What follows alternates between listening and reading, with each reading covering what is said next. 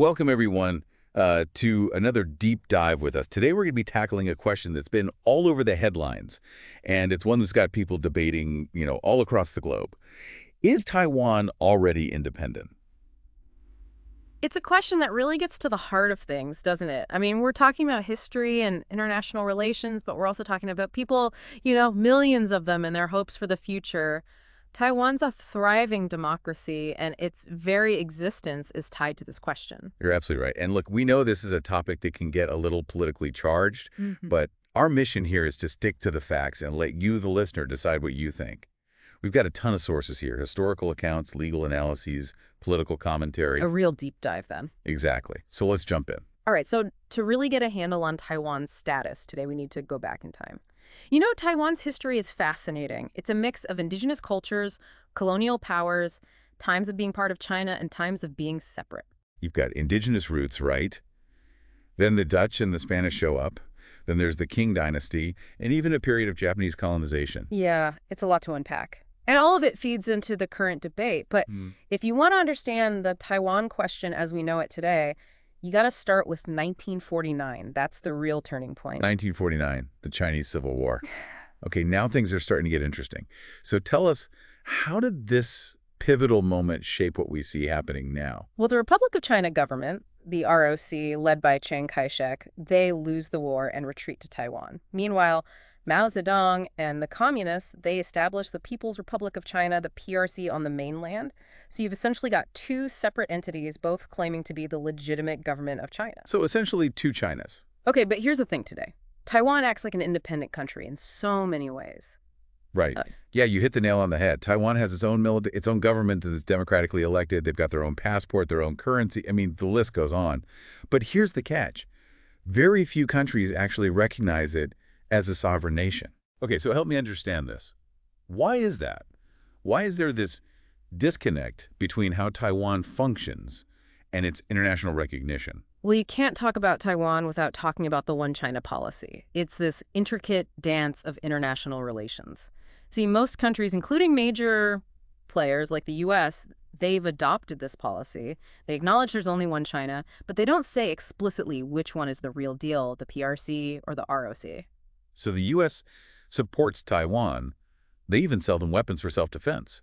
But they don't come right out and say Taiwan is a sovereign nation. It's a real balancing act, isn't it? You could say that. Yeah, this ambiguity lets the U.S. keep relations with both Beijing and Taipei without picking sides in the sovereignty debate. And China. I mean, that position seems pretty clear. Oh, yeah. China's stance is crystal clear. They see Taiwan as a part of China, an inseparable part, and they say any attempt to declare independence will be met with force. They even put this threat into law with their 2005 anti-secession law. That law always struck me as kind of vague, right? Like, what exactly triggers military action? You're right. It's not very specific. They talk about exhausting the possibilities for peaceful reunification, but they don't spell out what that actually means. So, yeah, it creates a lot of uncertainty. So here's where it gets interesting to me. You've got China's stance, and you've got this lack of widespread recognition. But the people of Taiwan, they seem pretty happy with how things are right. That's the thing. Public opinion polls consistently show that most Taiwanese, they prefer the status quo. They like having de facto independence. They don't want unification with China right now, and they're not pushing for a formal declaration of independence either. It's like they're saying, let's not stir the pot. Okay, but we can't ignore the whole name issue, right? The Republic of China. How does that fit into all of this? Ah, yes, the name. That's a big part of the debate. ROC government, their argument is that they are a sovereign state separate from the PRC and that Beijing has no right to represent them. It goes right back to that split in 1949. So this isn't just about land. It's about who's legitimate, who gets to speak for Taiwan on the world stage. And what about UN Resolution 2758? Didn't that settle things back in 1971? Well, that's what China would have you believe. That resolution recognized the PRC as the only lawful representative of China at the UN. China uses that to say the world agrees that Taiwan belongs to them, but the ROC, they argue that the resolution didn't actually address Taiwan's status directly. So it's kind of a legal gray area. And that brings us to another question. Could Taiwan even declare independence if it wanted to? It sounds simple enough, but I'm guessing it's way more complicated than just changing their name from Republic of China to Republic of Taiwan. It's not just a matter of slapping on a new label. We're talking constitutional amendments. We're talking referendums. And they'd need a supermajority in parliament to pull it off. And given the political climate right now, that seems pretty unlikely. It's a tough road. The Democratic Progressive Party, the DPP, they're in charge now, and they've been hesitant to push for full independence.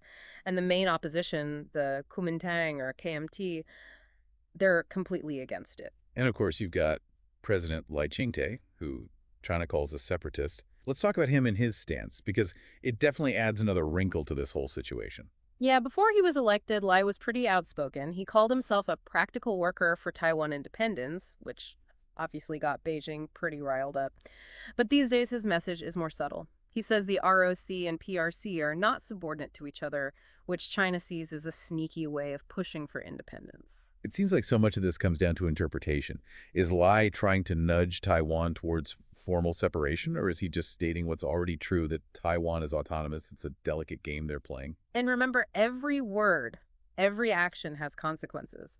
China's anti-secession law from 2005 makes it clear that they'll resort to non-peaceful means if Taiwan tries to formally break away.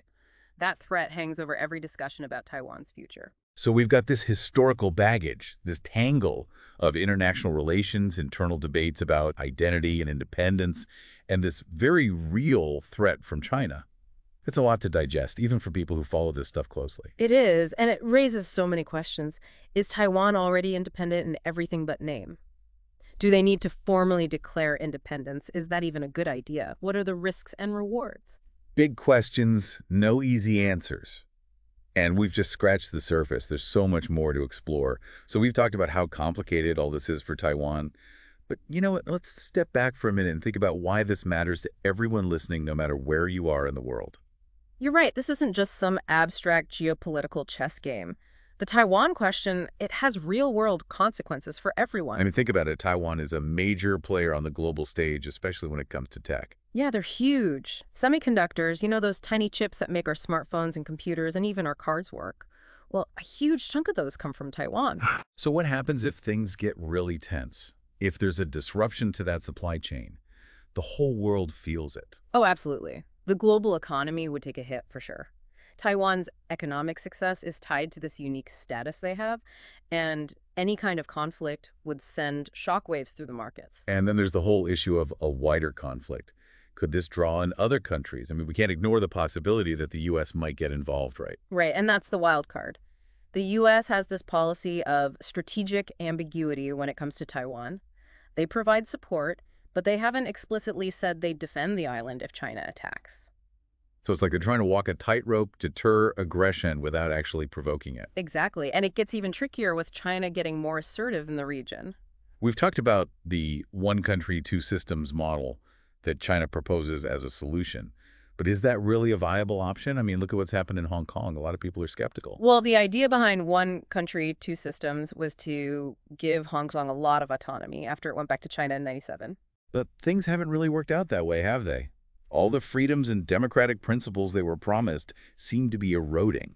Yeah, a lot of people see Hong Kong as a cautionary tale. They're worried that if Taiwan reunifies under that system, they'll lose their own democracy and way of life. So are there other options? Is it even possible for them to coexist peacefully? That's the billion-dollar question, isn't it? It's this constant balancing act. You've got China determined to assert their claim over Taiwan, and you've got Taiwan wanting to determine their own future. And then you've got the rest of the world trying to keep things calm and stable. Talk about a diplomatic tightrope walk. You got it. There's no easy answer. But if we want to navigate this, we have to understand the different perspectives, the history, the potential consequences. You know, we've talked a lot about the big picture stuff, the history, the politics, the global implications. But we can't forget that at the center of all of this are the people of Taiwan. Yeah, that's right. They've built something truly special, haven't they? A thriving democracy, a strong economy, and a vibrant culture. And they've done it all while facing this constant threat. It's really remarkable. It really is. And it makes you think, this isn't just about lines on a map or who has the most power. This is about people wanting to be free to choose their own future. So given all that, what role can the rest of the world play in supporting Taiwan? Is it all about military alliances and strategic maneuvering? Those things are definitely important, but there's more to it than that. I think it's also about dialogue, promoting cultural exchange, recognizing Taiwan's accomplishments on the world stage, giving them a voice, letting them tell their story. So it's not just about protecting them, it's about empowering them. Right, exactly. Taiwan has so much to offer. They're innovative. They're committed to democratic values. And the more we engage with them, the more we understand them, the stronger they become. So it's about building bridges, not walls. You got it. Ultimately, we all want a peaceful resolution, something that respects the wishes of the Taiwanese people and ensures stability for the whole region. It's a tough challenge, no doubt. But understanding what's at stake, understanding the history and the different viewpoints, that's where it all starts. And that's what we've tried to do today. We've given you the information, the context, so you can make your own decisions about this complex issue. We've explored the past, we've looked at where things stand today, and we've thought about what the future might hold for Taiwan. But one thing's for sure, the world is watching, and what happens next matters. Thanks for joining us for this deep dive. We hope you found it insightful and maybe even a little bit challenging. And remember, the story of Taiwan isn't over yet. It's still being written. And we all have a part to play in shaping what comes next. Keep learning, keep asking questions, keep the conversation going. Don't forget to like and subscribe and leave us a comment. Let us know what you think. We'll see you next time.